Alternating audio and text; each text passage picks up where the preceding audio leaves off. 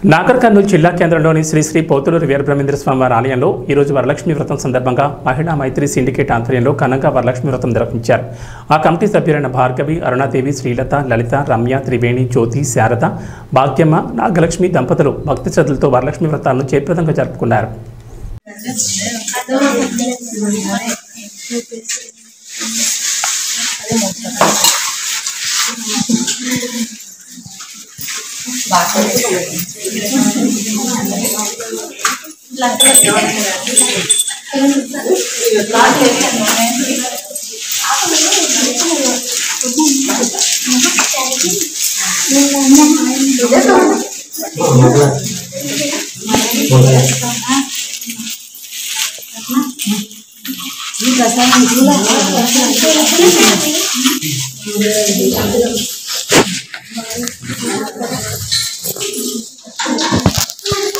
Ready?